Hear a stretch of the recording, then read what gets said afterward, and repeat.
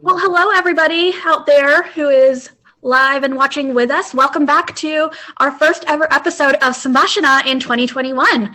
I'm one of your hosts, Ishita Kent, and Kiran, I happen to be the other host.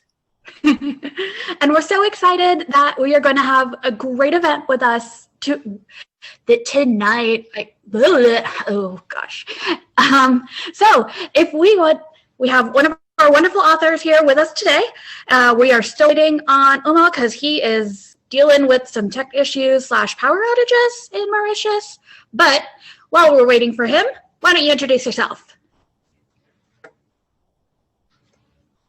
Do you want me to start? Yeah, go ahead. Introduce yourself. Hi, I'm Malachi Edwin Vethamani. I'm a Malaysian Indian academic and writer. Very happy to be here today to talk about the literary scene in Malaysia. Thanks for the opportunity. Thank you so much for joining us. So while we're waiting, why don't you tell us a little bit about the kind of the state of the diaspora, I would ask.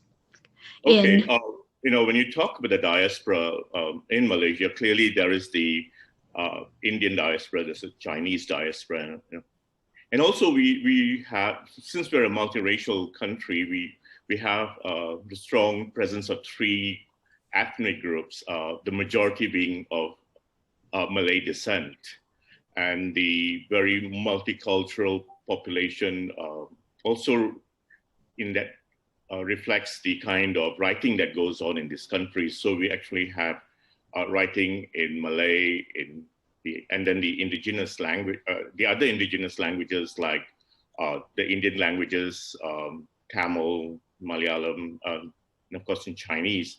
And besides that, we have the English language writing scene, largely because of the British colonial presence and the English language education that initially started the whole literary scene. So besides the Malay language, which is the official language, we have writings in the other language, indigenous language, and in English. So that's basically the kind of literary canvas that we have. Again, that has various implications because the Malay language is the official language. It is recognized as part of national literature. All other writings do not come under this umbrella of national literature. It's very much seen as sectional. So there is this little contention that, if you write in English or any other languages, although you're a Malaysian, you're writing as a Malaysian, your work is not part of the national literary canon. Yeah. Wonderful. Thank you so much for that, Edwin. And we will turn back to that in just a second. We're very happy to say that our other guest, Umar, has come in now. I'm sorry, there was a power outage. I was like panic, I tried to send you a message on my phone, but now power is back. So I hope it won't go again, but hopefully I'll be here for the next hour. I'm really sorry about this, Don't worry, we're happy to have you anyways. For now, can you just tell us a little bit about yourself, like your background, where you happen to come from, and what that means for your writing? Right, so I live in Mauritius. Probably you've heard about my country. Well, in the US, no one knows about the US, about Mauritius. I was there 2 years ago and no one has ever heard about it. So Mauritius is an island located in the Indian Ocean. It's pretty small, 1 million people, right? And well, I'm kind of hesitant of using the word writer to define myself, which seems like something really massive, really big, but well, I do write. And I started writing about 15 years ago. Well, I write in French. We'll talk about this language issue later. You were talking about languages. There's a big issue, I think, in Mauritius. So, well, I write in French, and I started writing about 15, 20 years ago. I published poetry and some short novels as well. And I'm into playwriting. Well, I consider writing to be something really important. And now I've started also doing portrait photography for the past few years. I'm really passionate about it. Well, I think art is really important to me. It defines my life. I love to create, and I love to share my work. It's a way to express myself, to delve into myself, into my feelings, thoughts, and So I think it's really fundamental to my being. Well, about Mauritius, like I said, it's a pretty small country. So we have some really good writers. So like probably you haven't heard about them, but I'll send you maybe a link later. There's a website called Words Without Borders, and they publish translations of works by Mauritian writers like a few years ago, especially in French, like writers like Ananda Devi and Natasha Pan. They made a breakthrough in France, and they are pretty well known. People write in English, but I won't say we have like a really well-known writer in English in Mauritius, except there's Lindsay Cullen. Maybe I'll tell you about her later. And also people write in Creole, which is our native tongue. So Creole is kind of derived from French. But I mean, I think what's really interesting is that I think we could have like maybe a better literature, more writers, but there's the issue of language, because, you know, in Mauritius, most Mauritians speak Creole, it's their native tongue, right, at home. But then when we go to school, we have to learn obviously English and French, plus often an so-called Oriental language. So to most Mauritians, French and English is not our native tongue, right? It's almost a foreign tongue. But I think we live in a kind of denial, right? In that we consider us to, we think that these are like native language, which is they are not, right? So I think there's this issue of literary creation, right? Because if you want to be like respected as a writer or make a breakthrough abroad, you have to write in the dominant languages, right? And I think we have a kind of inferiority complex because obviously Creole is tied to our history, to slavery and so on, right? And many Mauritians yet again don't consider Creole to be a true and real language, right? We prefer to express ourselves in French or English, which we have a problem with English basically because we don't speak ever the language yet, although it's an official language, right? So I think for me, this is one of the issues, yes, like the issue of language. It's like we can't come to terms with our identity, with who we are really. And I think it's linked to this colonial history.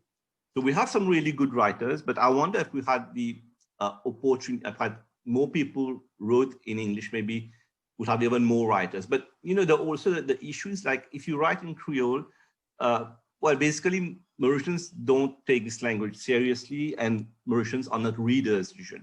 So if you write in your native tongue, it will be read like by 10 persons maybe. So if you write in a dominant language, your work will be read abroad, right? When I write in French, it can be translated and read in the Francophone sphere. So I think this is an issue, yeah.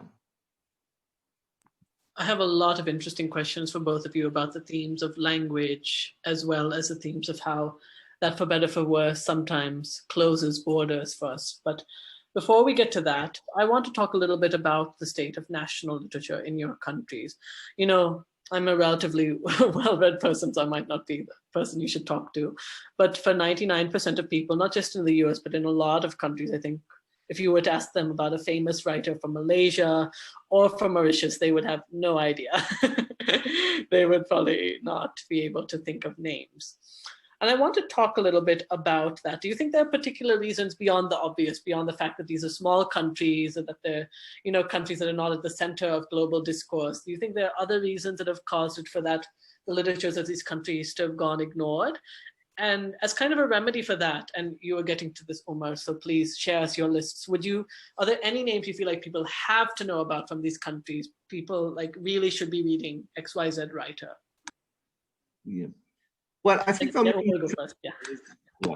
I mean, unless Edwin has something to say. Well, you know, where Malaysian writers are concerned, because we write in English, I think there is we have made an international presence. For example, in 1981, Shirley Lim won the Commonwealth Prize for Poetry. And then we've had Tan Tuan Eng win the Asia Book Prize for his novel, The Garden of Evening Mist. And again, that has become quite a successful movie. So in that sense, some of our writers do have international presence. And I think it's largely because we write in English, and their books are also published by international publishers, either from New York or in London. But then again, that's a minority group, those who write in English and who have won international prizes. So in that sense, I think there might be a slight Malaysian presence in the international literary scene. But for those who write in, for example, in the Malay language, then it's very much within that, the readers who write in Malay could be very much the part of the Malay literary scene, which includes Indonesia, quite a large group there. Well, in terms of writing in English within the country itself, there are certain issues in the sense that Malaysian writers who write in English very much depend on local support, and none of it comes from the government if you're writing in English. It's very much a private enterprise, and it's very challenging in that sense. Yeah. Umar? Yes. I think my question is that, we still need to be published in the West to get recognized. And I think it's very much a colonial structure. It's like recognition goes through the West. Why can't we be recognized in Asia or in Africa, right? I think this is a really big issue. I remember reading a book by a French scholar called La République nationale des lettres, Pascal Casanova, where she talks about these issues. It's like, if you want to become a world famous writer, you need to be published in Paris, New York, and so on, right? And I think you have to be published according to the needs and the norms of the West, right? They expect a kind of writing, okay? And I think there are boundaries and limits and things that you might say and might not say. So I think, we're still in 2020, and I think we're trapped very much in a kind of, colonial kind of mindset in a way.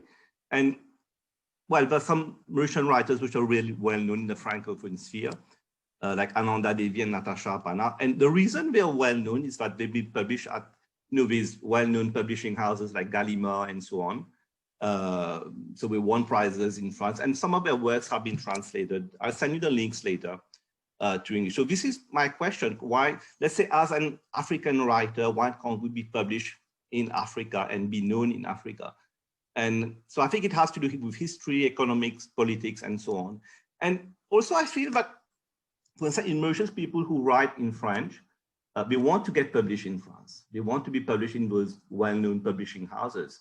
So there's a kind of also, I think, do we have a kind of inferiority complex, in a way that we feel that we need to be recognized by the white man in order to be a true writer?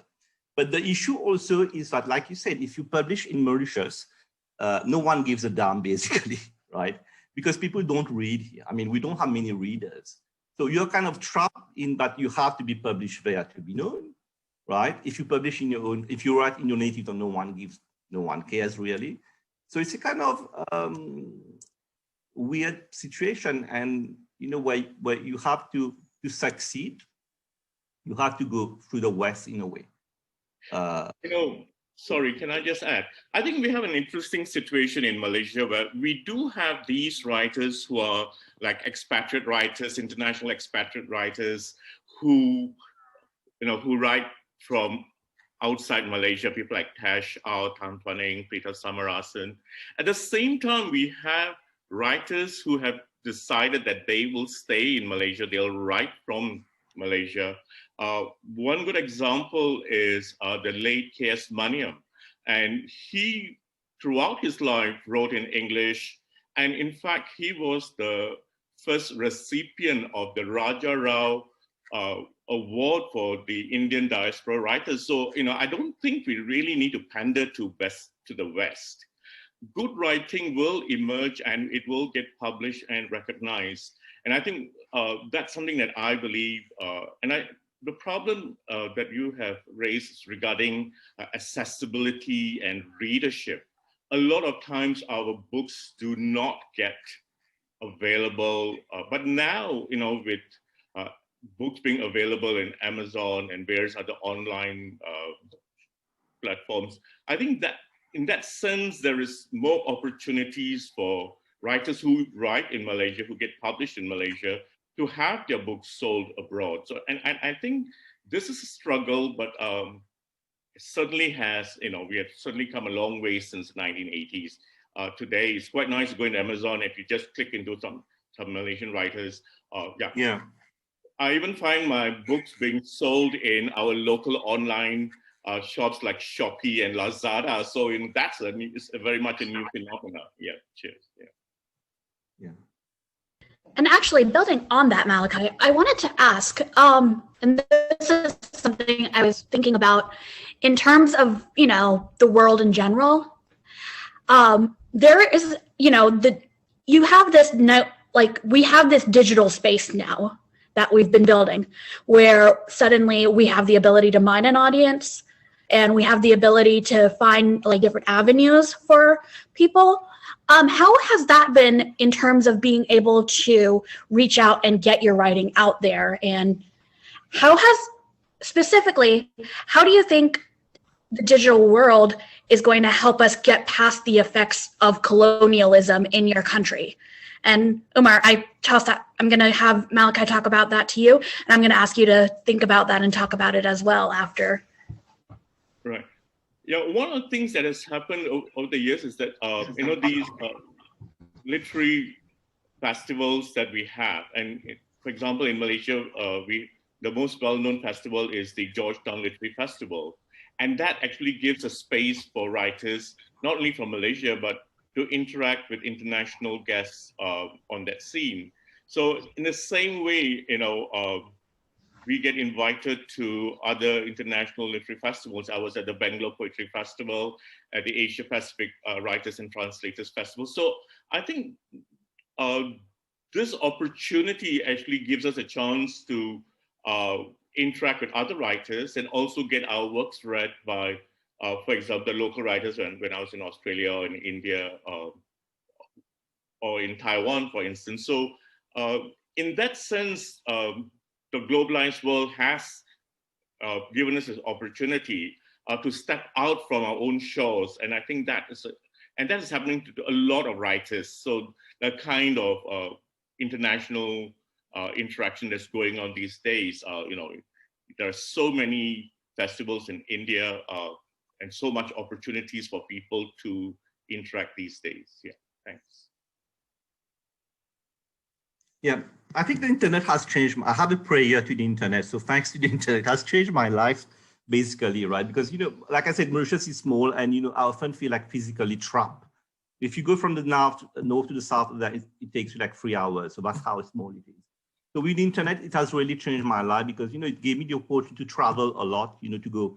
I've been invited to like many festivals. And I think they came across my work online because my poems are online and so on, right? So it's like, I went to like the Rotterdam Poetry Festival. So one day I just got a mail and being invited. I've never known, I don't know why they invited me actually. So I think it's thanks to the internet, right? And works have been are published online, translated. And so I think really without the internet, I don't think I would have been able to share my work with so many people. And now I've been doing photography. And it's amazing because you can create a page on Facebook and Instagram and share your work. And the work is like circle, all over the world. So I think it's a massive, massive opportunity for writers from like the periphery, right? To get the works published and share. So I think it's great. And, in a way, it has become like kind of normal, but it's still surreal in a way that you might write a poem here. And when someone, I don't know, from Korea or India, or wherever, says, I've read your work and I've read your poems online. And so I think it's a great opportunity, right? And I'm most of the time online and I use a lot the internet to promote my work, Facebook and so on. So it's really good. And I think not only for me, for many writers and artists, so it's really great. And I think, well, yeah, like we said, we talked earlier, the fact we depend on the West, but here you can like disconnect, and create new connections all over the world. I wanted to pivot the conversation a little bit, though that's obviously something that all of us benefit from, this now global digital reality that allows us to stream everywhere all at once. I want to talk a little bit about something more local, something a little bit more about these kind of places that are not in the periphery. And, you know, at the end of the day, whether we like it or not, Mauritius and Malaysia aren't in the periphery of the global conversation, but they're artists, they're writers, they're people who want to say things, and they're people that deserve to be heard.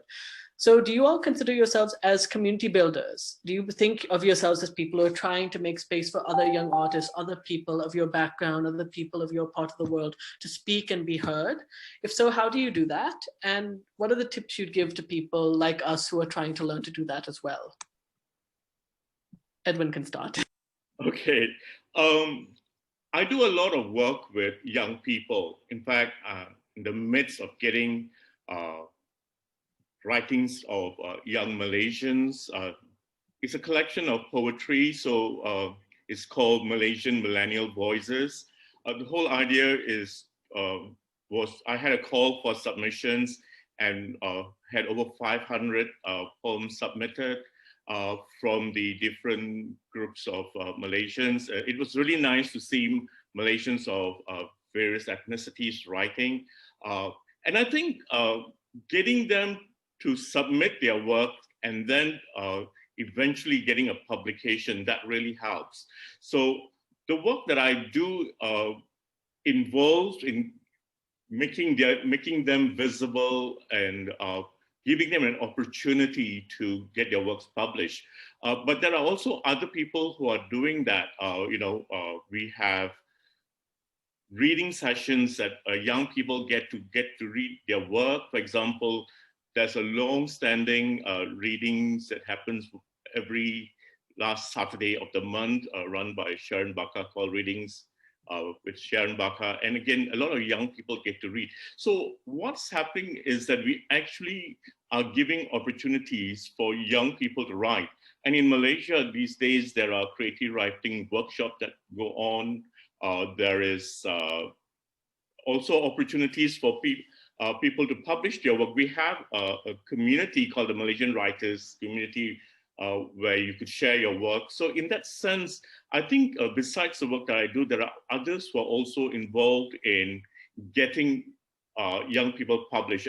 And because, I mean, having said that, the readership might be small, but there is so much more visibility of these young writers now present in our community. Yeah. So the whole idea is to encourage writers. Besides getting them to write, I also like to get them to read, because I believe that before you can write, you really need to read. So in fact, in 2003, I came up with a volume of Malaysian poetry for young people. One of the problems is that because our education system focuses very much on the canonical text, Malaysian writers themselves are not taught. So there might be those who aspire to write, but they have not actually read Malaysian writing. They might know Wordsworth, but they might not know Wong Hui Nam, a very significant Malaysian writer. So in that sense, when you talk about building a community, then I also like to think that, the work that I do in terms of creating a bibliography of Malaysian writers in English, coming out volumes of Malaysian short stories. So that's part of giving younger writers exposure to the kind of heritage that they are coming into. Yeah, cheers. Right. I don't think not enough is being done in Mauritius right now. But for instance, one thing we did a few years ago was to publish Revue de Poésie, a poetry journal, where we publish young writers.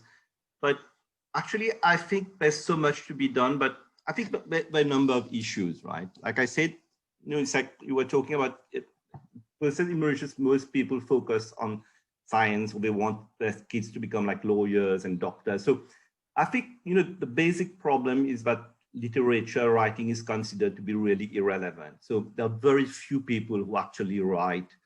And there are no publishing houses. There's no readership really. And I think, like I said, literature is considered to be mostly irrelevant. So one space where we can publish is like through newspapers, right? There are many newspapers in Mauritius, but I think, yeah, there's so much to be done. But like, also, I was talking about this poetry journal that we published for a few years. This was great. So we tried to publish like many Mauritian writers and young writers, but yet we sell a few copies, right? And I think also the internet could be a space, to promote the work of people, right? But yeah, maybe I'm not doing enough, and there's so much to be done in this field in Mauritius. Yeah, I think writing in Malaysia is very much an urban phenomenon, yeah, and very much in the centers like Kuala Lumpur, Johor, Penang. And I agree with you that parents do not look at writing as something that their children can take up as a profession. Having said that, we actually see that the liberal arts degree is becoming more and more popular in Malaysia. And in the university where I teach, University of Nottingham, Malaysia, we actually have a degree, a BA in literature and creative writing. And it's interesting how that number is increasing both at the undergraduate and postgraduate level. And there's a lot of interest in people becoming writers. This whole idea of profession before passion or passion before profession, that kind of thing that you have to make a decision. I think parents are a bit more open these days. At one time, I know of people who became economists first and then wrote poetry, or they have to do something, because you need your bread and butter before you can go into the luxury of writing. So I think in Malaysia, slowly, again, when we talk about it, it's a minority, but it's a dramatic change from what it was before. At least we now have creative writing modules in a degree.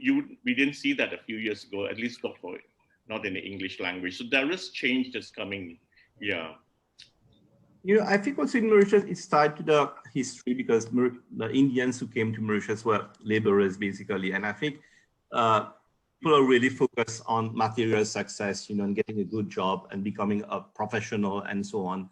So I think it was a really poor country. Now it's considered to be like a fairly developed country. Mauritius in the 70s was quite poor. So I think people were really, and it's like my wife works in tertiary education. He was telling me that 50% of students in tertiary education study accounting in Mauritius, which is a lot, right? That's 1 out of 2 students. And there's a reason to this why people want to become accountant, because you get a good job, right? And so I think, people were poor, right? And now it's like, well, it's a fairly developed country. I guess there's a strong middle class, but I think even in middle class family, it has to be about, success, getting a good job. And art and culture is considered to be really something like, well, like someone said, you still write your little poems, that is what people say, your little poems. They're kind of crazy, writing these poems. That is what people say, and even educated people, you write your little poems. Well, I've written a few books and I'm quite happy about it. But that's how artists are perceived, it's like these crazy people. And it's really funny because even at the University of Mauritius, which is a pretty good university, in the BA French, they don't teach Mauritian writers, right? And which is weird. So, but I mean, I think the first step is really to make people aware that art is important, right? But art is something relevant to a society, but you won't be earning a fortune with poetry maybe, or paintings or photography, but still it's something important. But it has to do with the history of the country, right? I think people who came to the Mauritius were not the elite, were not the intellectual elite, right?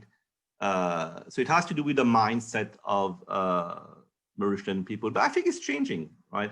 I'll just share an anecdote. I have a cousin and her son wanted to become a poet. And I met her like 10 years ago and she said, why poet? You don't earn a living with this. Then there's another young writer and he became pretty well known. His name, he won some prizes and so on. Then I met her again some time ago and he was telling me about this guy. He's called Akil Gopi. He's really talented. And so she became aware that, you could become like recognized through poetry and writing. So this kind of changed her, I think, mindset, right? So I think, but maybe it's the same all over the world, right? I don't know about the US or other countries. I mean, are poets considered to be important or relevant? I don't know. Yeah. Well, Kiran, I don't know. Are you considered relevant? In Malaysia, you can't survive as a full-time writer. Most people cannot survive as full-time writers. You need to have a profession that takes care of your kind of daily needs. But writing is something that you can do.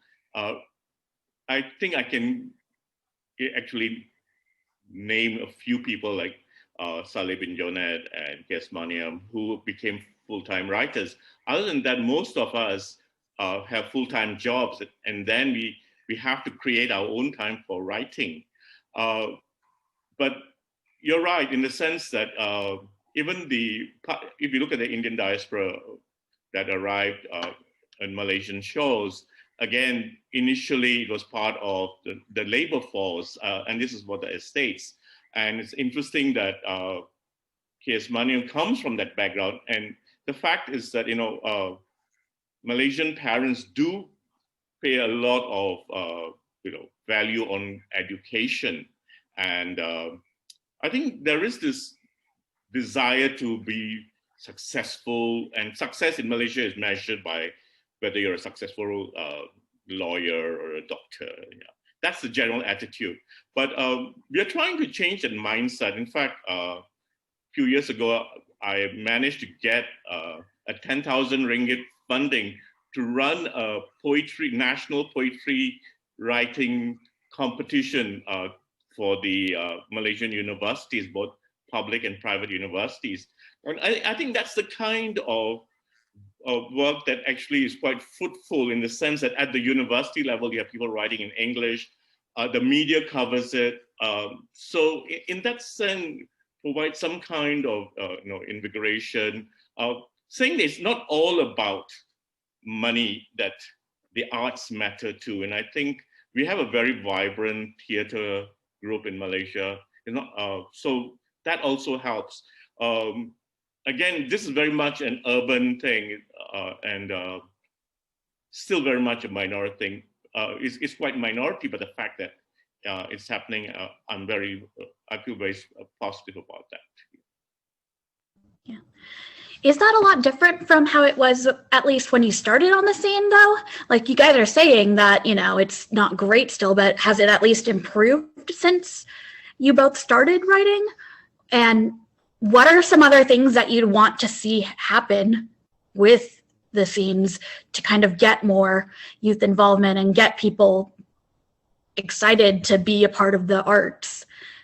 What are some trends that you see happening that you're really excited for?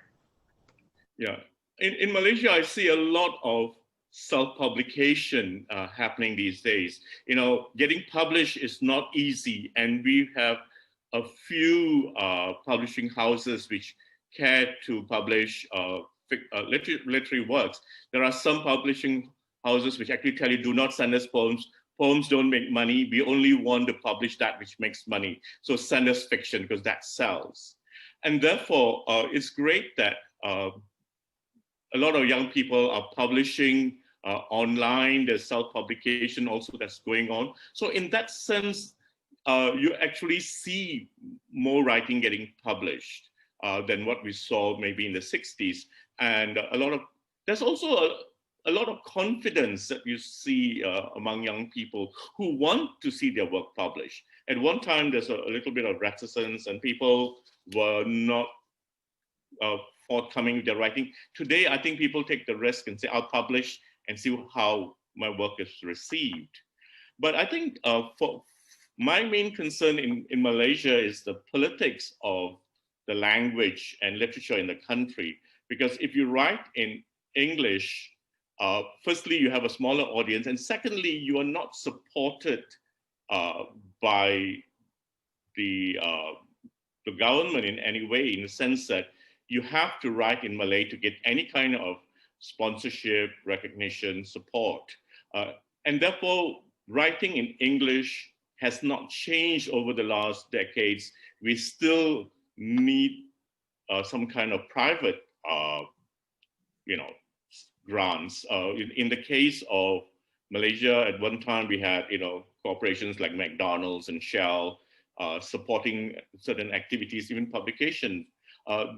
So it'll be nice, and it's actually it would be more appropriate if we, after 60 years of independence, Malaysian writing in English is given a bit more recognition, in the sense that, no matter how successful you are as a Malaysian who writes in any other language besides Malay, you will not be given any kind of recognition as a national poet laureate or any kind of national recognition as a writer. And I think that is very important to be given that kind of recognition within your own nation. I think that's a struggle which will go on for a while yet.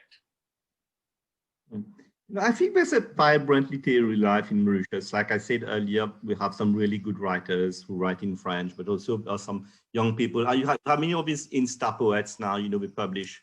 I mean, not all of it is good, obviously, but you have many poets writing on us. So I would say there's a vibrant literary life, but like I said, I've been saying this a few times, but there's no readership really, I think, which is like an issue. And, I was thinking about something. It's like, how many Mauritian people are actually literate, like they can read a book, right? And there have been studies about this, and I think the true number would be like less than 20%, right? So which means that 80% of Mauritian people wouldn't be able to read like a fairly complex text, right? And this has to do with the issue of language again, right? Because we're learning foreign languages at school, which are considered to be native languages, right? Because we speak another language. So I think for me, there's the issue of readership. But actually in my country, most people wouldn't be able to read the texts of Mauritian writers. For instance, I was reading a book by a friend called Sylvestre Le Bon. It's in French, a really good novel, but it's really wonderful writing. And I was thinking, how many people would be able to have access to this book? Ananda Didi, which is maybe the greatest Mauritian writer, really good poet. She writes in French as well, and this wonderful poetry and writing, which is really deep, right? But how many people would be able to understand, read, have access to such a book? So I think there's this issue of, literacy in my country. So again, literature is not considered to be relevant, but at the same time, it's a kind of small miracle because you have people who are writing good books, right? So which is a kind of paradox, in a way, because I think every time a book is published in my country, it's a miracle, right? Because you don't get the support of the government, really, the support of your family. So it's a kind of, people just write and they write like good stuff, I think. But yet again, with the internet, I think like we said earlier, you can connect with the world, you can share your work and so on. So I think there's a kind of positive trend in a way, yeah, so things are getting better, but I think, we need more recognition in my country and we need more readers. And, for instance, I'll just give you an example, right? I write regularly. There's a Mauritian newspaper called Le Mauricien, a well-known newspaper. So I write articles often about I wrote an article about Obama's biography, for instance, right? But, again, you don't have many readers. You feel that you try to write like a fairly complex text. And, well, if you have the so-called intellectuals who will read what you write, you can talk about it, right? But if you go beyond this, most people don't really care about it. So this is kind of frustrating in a way because you can't connect with the people for whom you're writing in a way because they don't care, they don't read. So it's really for a small group of people, the literary ones and intellectual ones. Yeah. I'd like to ask. No, I just want to add to what Umar has said. I think in Malaysia, things have changed in the sense that we actually have modules on Malaysian literature in English. There are discussions on Malaysian English. So,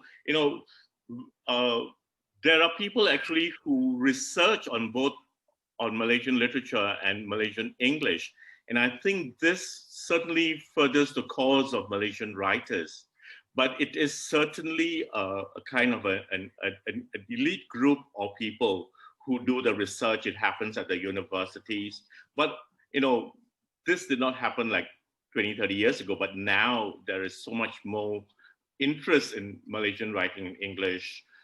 We have 2 literary journals, Asiatic and Surrey, which publish Malaysian writing these come from different universities, and even in the university itself, we have literary journals. For example, in Nottingham, we have Particle, which is published by students. So in the sense that although there is this concern for the lack of readership, and I think that should not deter us from pushing the boundaries so that, I feel that if we do that, the numbers will increase. The literacy rate in Malaysia is certainly good, especially in the official language, in the Malay language. English is taught from kindergarten right through the education system, and therefore people do read in English. But whether they read literary text is another thing. But we do have a sense of wanting to read Malaysian literature. And I think looking at Malaysian English as a valid new variety of English is something that's helping Malaysian literature grow. Thank you. This is going to be, I think, the last question before I start taking questions from the audience. We've talked a lot about you two as people who are role models or community builders, but I want to talk a little bit about you two as just artists, just singular writers who are braving the world of literature. What do you think are things you would like the people watching to know about your work that are unique to you as Edwin and Umar?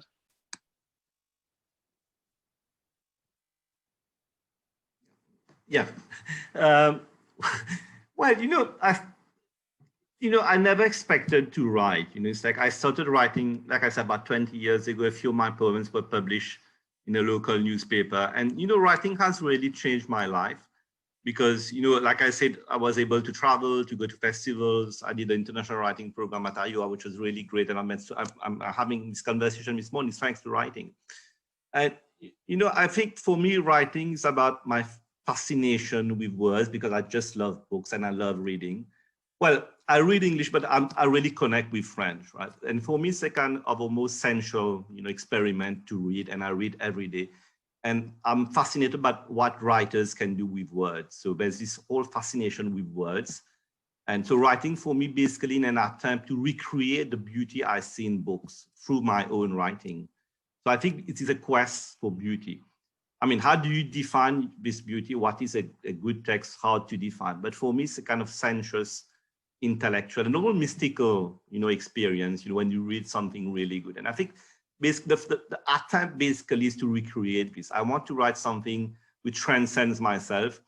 And that is why I'm doing photography as well, because I think for portrait photography, you can, when you do the portrait of someone, you can get some kind, like we say in French, grâce, like grace.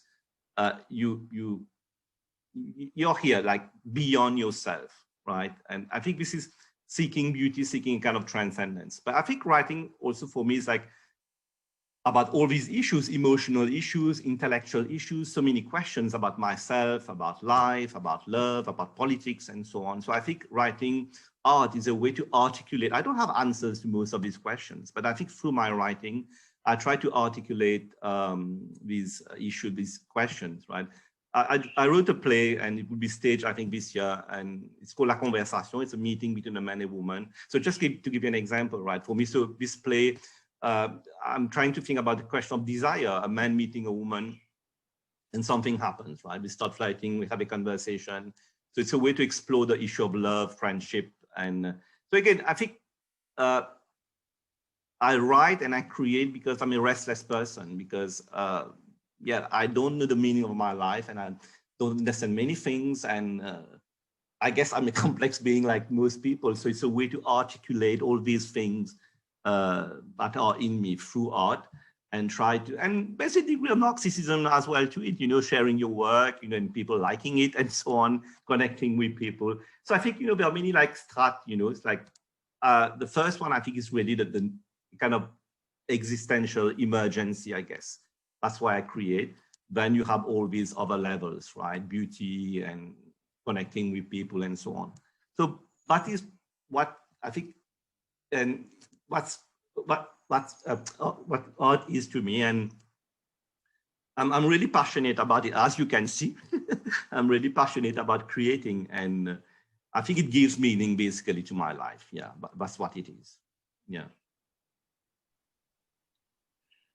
I think my love for writing is a result of my love for reading. Having read from very early age and seen what reading does as a private experience, I think I was drawn to writing because I too wanted to tell my stories. And as a Malaysian Indian, I want to tell Malaysian Indian stories. And I felt that there are some stories and some poems in me that would share that. And it was only I who could do it. And therefore, in that sense, as much as I want that writing not just to be preoccupied with myself, I wanted it to be a shared experience with other readers. So much of my work, especially the poetry, deals with my relationship with people. I think my early poems have a strong sense of presence with family and especially my mother. And I published them very much after her death because it took a lot of coming to terms with. So my writing can be personal, especially when it comes to poetry. When it comes to short stories that I write, I think I tend to have a different persona and I explore various other aspects. Again, these stories are set in Malaysia. My stories revolve around Malaysian Indians, and I don't apologize for that. In fact, I think that I like writing from that point of view because I feel it's genuine and something that needs to be said. In some ways, I like to address issues that others shy away from. My first collection of stories is called Coitus Interruptus and Other Stories. And a title like that was seen as provocative, and I purposely wanted people to ask, what is he writing? And I constantly get this from my readers. Is other stories always about you? Are they about you? Is that you? Or I tell them, well, no, some of it is about me, but it moves beyond me and I want to connect with other people. So I think something like what Umar said, this whole idea of connecting with readers. And I think that gives us a purpose in writing because that you're connecting with people, not necessarily just Malaysian Indians. And I believe it goes beyond that. And the fact that, when you go to literary festivals abroad and people say, oh, we really appreciate that. And one of the nicest things that's happened is going to, for example, when I was in Bangalore, a few of the people who were there then went on to translate my work because they connected with it. And that's the great pleasure that you get when others say, can we translate your work? Because, we kind of share that same emotion. And I think that is such a gift. And yeah. Yeah, that actually leads really well into one of our questions that we have here in the chat for you. WK2, he's asking, printed publication is becoming a niche market. What advice do you have for aspiring readers to connect with their readers online? Could you just repeat that? Sorry. He's asking, what advice do you have for aspiring readers to connect with their readers online? Aspiring writers, sorry. Well, the interesting thing about online is that you are not face-to-face with your writers, with your readers. The distancing actually helps to build confidence because when someone reads your work online, you're not really sure whether they reacted to it in a positive way or negative way till they start writing their comments let's say in an online platform. So in that sense, I think that distancing does help to some extent. But if you are an aspiring writer, I think you should look out for various platforms that you have within your country or abroad, which allows you to publish your work. Look for what those publications want. If you're writing something which is on fantasy, then look for the appropriate online journal or, magazine, because sometimes people don't read earlier works and then they submit work which the publisher is not interested in. So I think one of the casualties is that make sure you send your work to the kind of journal that will be interested in your work. That would be my advice.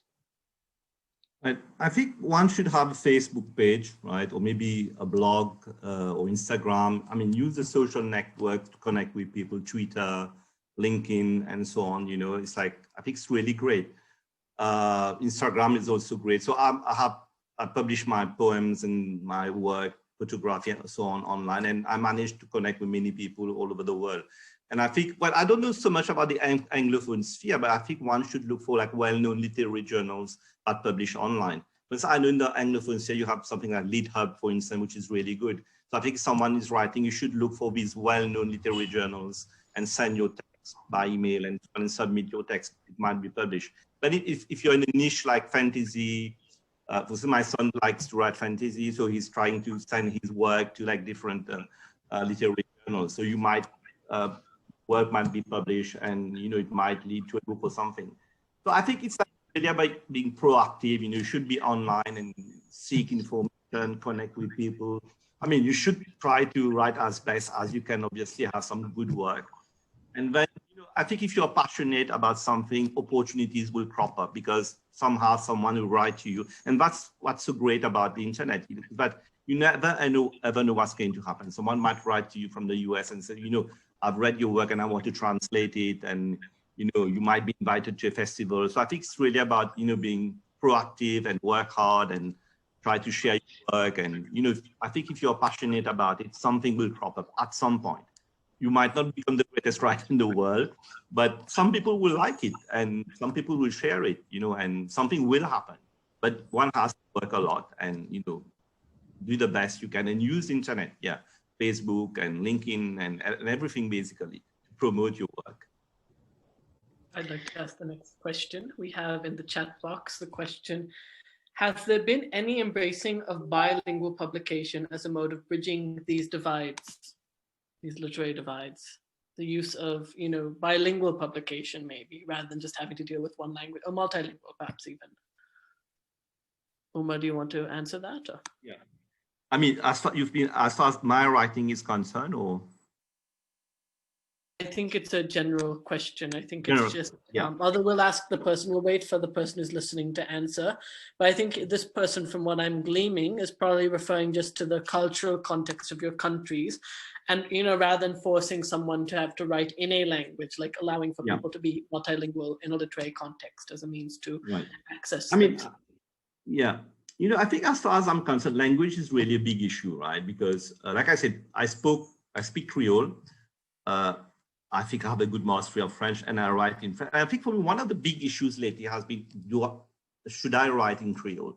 But so there are some issues tied to this. In fact, I don't know actually how to write in Creole because I wasn't taught to write Creole at school. Now they're teaching Creole at school, at primary school. And starting this year, I think at secondary school, right? So you have to know how to write in the correct manner, and I'm still learning, right? I'm at 50, but most persons don't know how to write Creole. So there's this issue.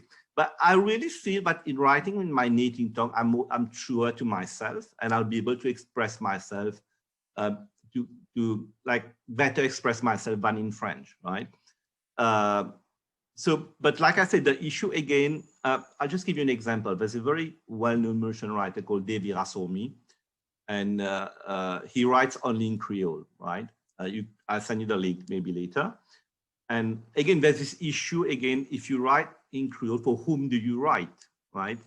In a country where, like, again, most people don't read. So, I mean, it's really complex, right? It's like, I'm much more at ease with my native tongue, obviously, but at the same time, I want to be read by many people. But maybe, I mean, for me, this is a question. Maybe it's, it has to do with this colonial history in a way. It's like, do we need to, do we want recognition through the white gaze in a way? And am I ready to be more authentic, true to who I am? Because in a way, are we not colonized by the language of the other? And we want to please the other. Well, you know, I write French so well, you know, English or whatever. So writing Creole would be like becoming true to who I am, to my true identity. So these are issues I'm thinking about. And actually I started writing. So for me, the real issue maybe is like being authentic at the end of the day, true to who I am, and not try to be like, you know, to gain recognition through the gaze of the other. And I think this is connected for me with this, the history, right? The colonial history. So these are issues I'm thinking about. And actually, I really want to write in Creole now, maybe. But again, like I said, it's like, you want to be read by people. And I realized writing in Creole, well, you know, most people won't read what you write. To respond to the question whether there are bilingual editions in Malaysia, again, coming back to our rather unique situation, in Malaysia, the government has set up the National Literary and Language Institution, Dewan Bahasa and Pustaka. And one of their functions is to promote the Malay language. And therefore, you'll find that when we talk about bilingual publications in Malaysia, these are actually publications which provide bilingual editions of Malay poetry or Malay writing which has been translated into English. You rarely see, in fact, I've not really seen any, besides maybe one or two works, where English or Chinese or non-Malay writing has been translated into Malay in a bilingual format. So when we talk about bilingual publications in Malaysia, we see more of Malay English writing, but it is Malay writing which has been translated into English. Again, it's part of the national policy. There aren't really any other publications that do bilingual formats. Again, who wants to read it is a good question. What the government wants to do is to give access to Malay writers by translating it into an international language like English. Yeah, but if you're writing in English and you want to be part of the translated into Malay, that might give you access to what might be considered as part of national literature. Maybe that's where the whole politics of language comes into play again. Yeah, thank you. You'd never think that language could be politicized like that, and yet. All right, well, I think that is certainly the case. Yeah, it is certainly something that we are aware of as writers. That, you know, at the end of the day, you go find your readers. I think that's most important. Right. I think that is all the time we've got for today, Kiran. Is there any last? Yeah. Any last questions from you before we? No, I think we've done a good job. We've come to our hour, and of course, there's always more that we can talk about. I think that building these bridges is very important, but we're doing this like nice first step bridging now, you know, to very different countries and talking about what it means to be community makers in such places. So we thank you so much, Edwin and Umar, for your time. Thank you. And sorry for being late again. Do not worry. Yes, thanks very much. We understand. It's normal. Yeah. It was great. I really enjoyed the conversation. And thank you, Kiran, for this opportunity. And thank you, Edwin and Ishita. Nah, we do it out of love for you all as well. So don't worry. Yes. Have a great Sunday. Bye. Have a great Sunday. Edwin, really quickly, where can people find you to follow kind of what you're doing work-wise? Do you have a website, Facebook, Instagram, Twitter? And I have. I'm on Instagram. I'm on Facebook. I have my own website. It goes by my name, www.malachiedwinvethamani.com. Just Google my name and you should be able to connect. Look forward to that. And I think we should, like, if you can please write us the names of all these authors that you think we should be looking at. We would love that, and we'll try to share it as much as possible. Sure. Umar, where are you? Facebook? I know Facebook. I'm everywhere, basically. On Facebook, Instagram, Twitter. So you just type my name, you find me. Right. All right. So make sure to follow our wonderful guests today on the internet and keep supporting their great work that they're doing in their countries. And keep following Sambashana. We'll be back for more fun. So thank you guys again. Have a great Saturday, Sunday, night, morning, afternoon, wherever you are. Cheers. Take care. Bye. Bye-bye.